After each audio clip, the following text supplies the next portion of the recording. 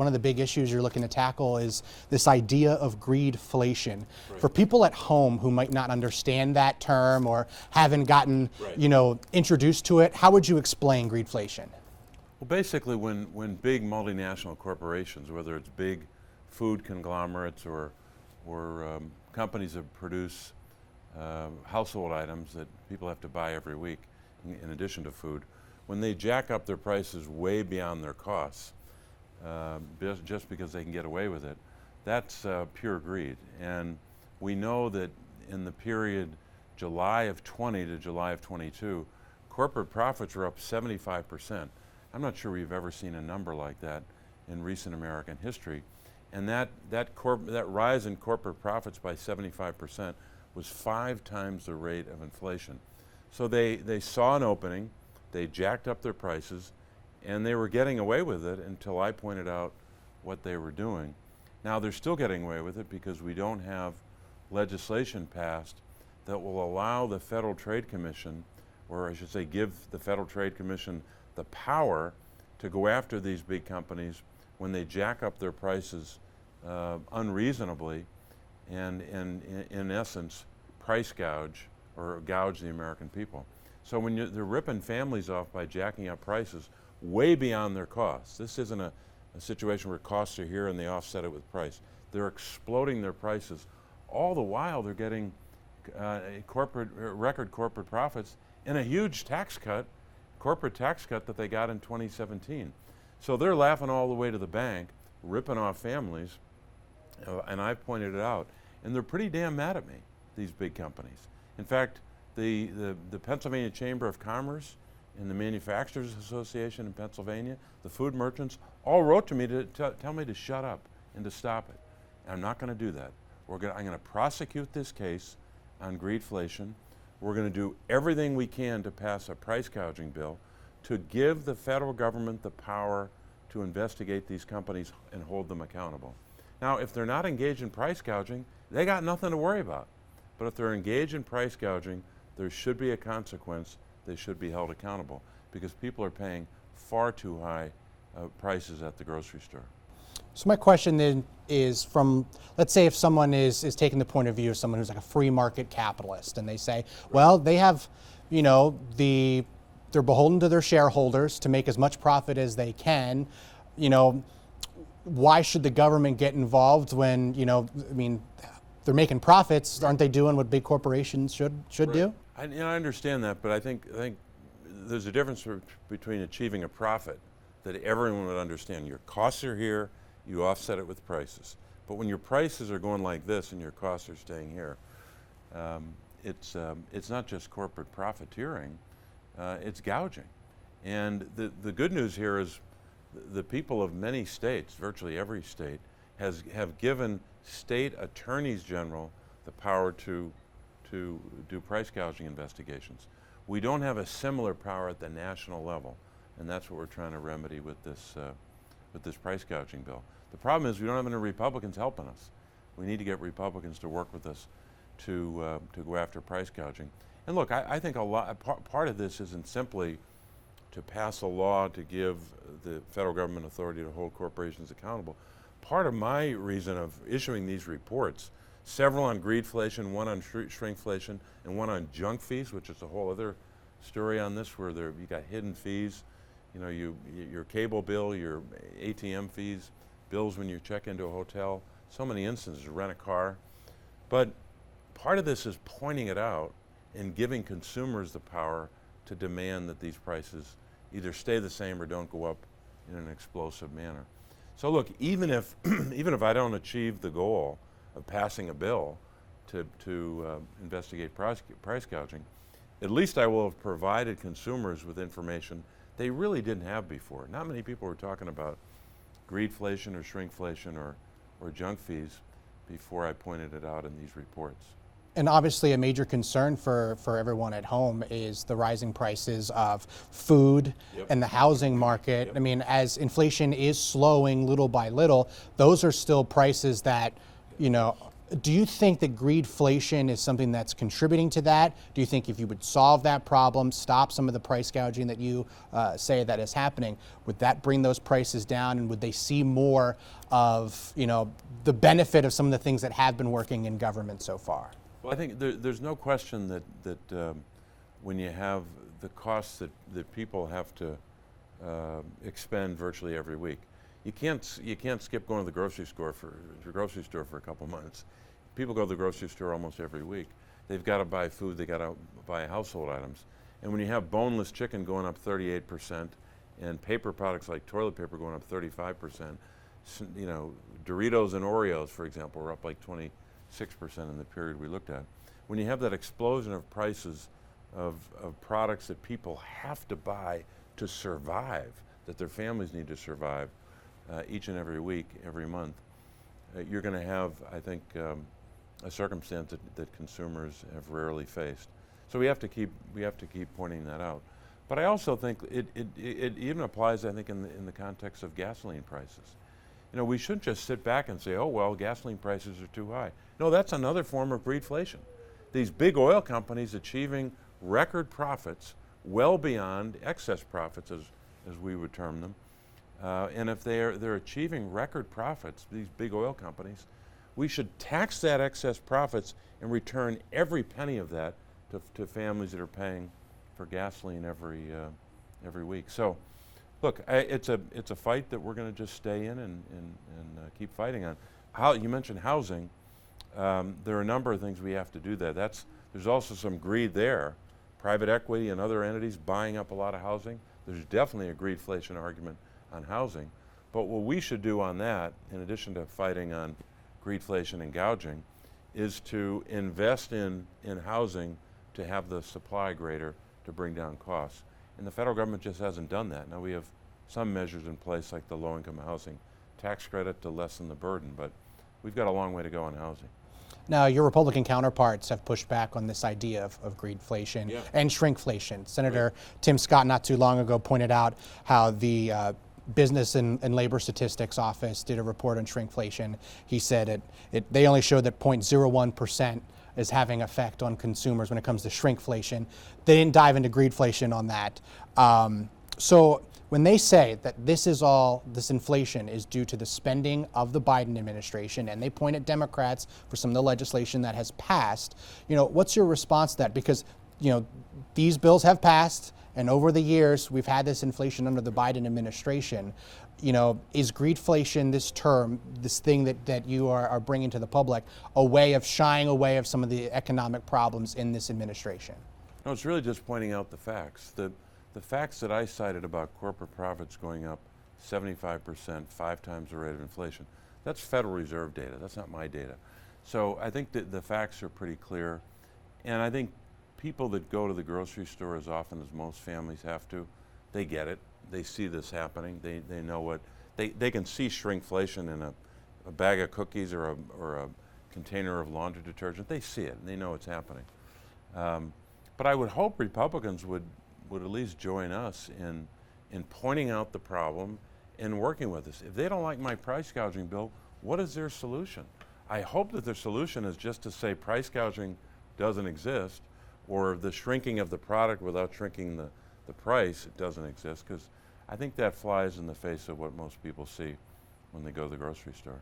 Because I think the other argument is, it's not new that corporations will be greedy. This isn't a new thing that's happened since the pandemic or during this administration. So they'd point, maybe since corporations have been greedy forever, then how are they the catalyst for the inflationary prices? Well, the Federal Reserve data shows that in virtually every economic downturn or difficult economic circumstance, there's been an element of corporate profits driving inflation.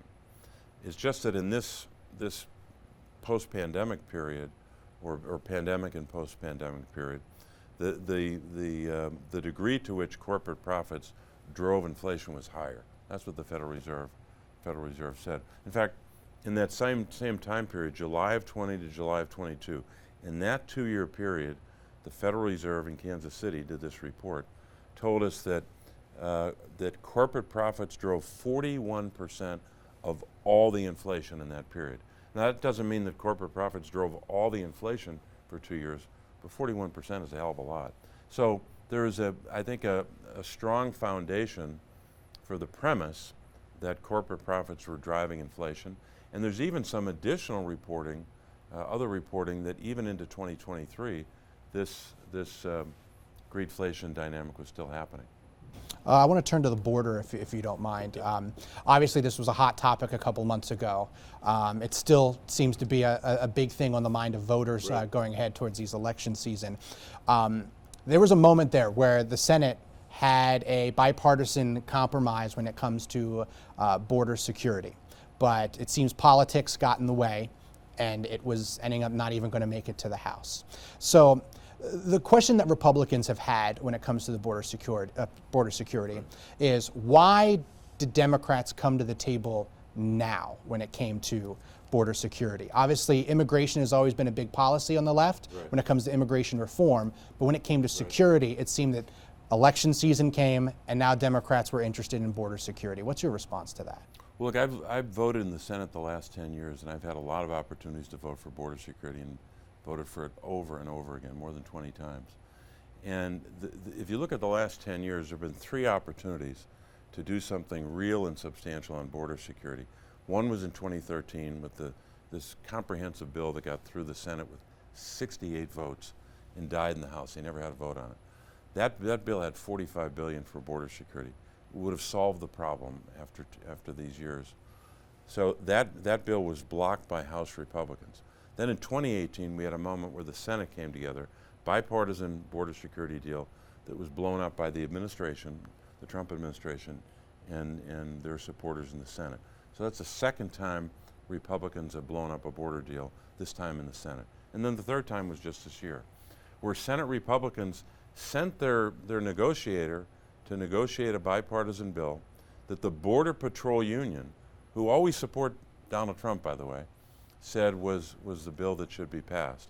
That it would give the president new authority to shut the border down at various times, depending on the number of crossings. So, by my estimation, in a decade, Republicans have blown up the 3 most important border deals we've had, and they just voted against it the other day. More than 40 Democrats voted for it, more than 40 Republicans voted against it. This bill would have given the president new authority, but it would also have added substantially to the number of Border Patrol agents that are hired. We need them at the border. The border is in crisis. There's too many people coming over. There's no question about that. And it would have added features that I've been advocating for, not just Border Patrol, hiring thousands more, not hundreds, thousands, but also investing at least $1 billion in this screening technology at the border that we know work, which will find fentanyl in vehicles, in car tires and compartments in vehicles where it's coming in. Most of the fentanyl in the country is coming through ports of entry by American citizens in their vehicles, okay? And the way this technology works, it allows you to screen for that and find the fentanyl and stop it at the border. So for a lot of reasons, border security itself, hiring more Border Patrol, finding a lot more fentanyl at the border because of good technology. For all those reasons, we should have passed this bill. And I hope Republicans and a handful of Democrats who voted no, I hope they would agree with what I think is a bipartisan consensus, that you have to take steps on border security. You can't just blow hot air and yell about it and talk about it. You got to vote for it. And this is kind of one of those issues where I think this is an example, but you've been in the Senate for a long time. Where do you rank where Washington is now when it comes to divisiveness? And, you know, it seems like it's all partisanship. Right. There's a partisan divide. If a Democrat put it up, Republicans aren't going to vote for it. If Republicans bring it up, Democrats are going to vote for it. Yeah. Where do you rank it now versus over the years that you've been in the Senate? Well, it's not great. But I think in some ways it's a split screen. When I consider the last couple of years, when you look at, yes, there have been too many spending or appropriation cliffs, and drama and all these resolutions to continue spending, all that chaos and partisanship. But I will say this, when you look at the infrastructure bill, which invested record amounts in every community in the country, that was bipartisan. When you look at the chips and science legislation, which is giving us the edge on these semiconductor chips that allow us, that you need for your refrigerator, your car, and so much else, that China has the opportunity to dominate the world market. We can catch up to China, or at least get close to catching up, by having this legislation in place. That was bipartisan. So the legislation on common sense gun measures, which didn't go as far as I wanted, but it was a step in the right direction.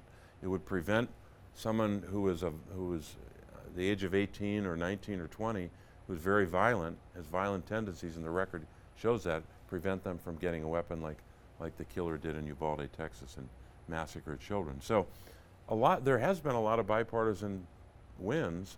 I would always say, when people say to me, oh, it's never been this bad, I would say you're probably right generally, but there are a lot of things we can do in a bipartisan fashion, sometimes on a singular bill. Like Bill Cassidy from Louisiana and I worked on a pregnancy discrimination bill that we had trouble passing it for 10 years. He worked with me over the course of a couple years. We got it passed in late 22 that protects pregnant women in the workforce. So the difficulty is sometimes getting the overarching bills done in a bipartisan fashion, but I've been able to cut through it, and I think a lot of others can say the same. I want to turn to agriculture if we can. It's obviously huge in this state. Yep. The farm show is a wonderful thing that you go to every year. And I've been able to speak with farmers lately, obviously because of the election cycle. Folks are visiting farmers and they're talking to them, having roundtables. And I asked them, what are some of the things that are most difficult, getting in the way of doing your job as a farmer? And obviously they talked about farming has never been, for a lot of folks, enough earning to have just a singular job. Over the last couple decades, they've had a second job that's their main job, and then they farm on the off time. But the other thing is they feel like regulation gets in the way of what they can do. One cited the clean waters of the U.S., where determining what is a water that needs to be protected is a little murky. No pun intended when I say murky water. Right. But, so what are ways that the government can help, maybe either shore up some of these regulations so that farmers understand them and that they can work through them, and maybe some ways that government may be able to get out of their way? Yeah, I think one of the first things we've got to concentrate on is a farm bill this year. The last farm bill was 2018. We try to do them virtually, or I should say approximately every 5 years. It's obviously now beyond 5 years. There are two proposals. One is a Senate proposal and a House proposal. They've got to try to marry those two together and work to finally get a bill done by September 30th, which is the end of this fiscal year. And in that bill, you have a lot of support for farmers directly, whether it's dairy farmers and protections for their work, whether it's conservation dollars that have never been there before, we can invest in conservation. I'm going to be focused as well on food security, helping our farmers provide more food for food banks and older citizens and a whole range of others.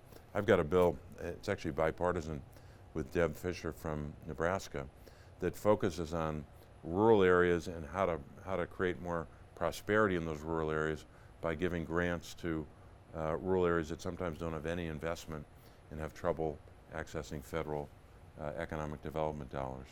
So I think that the prime focus should be on the Farm Bill.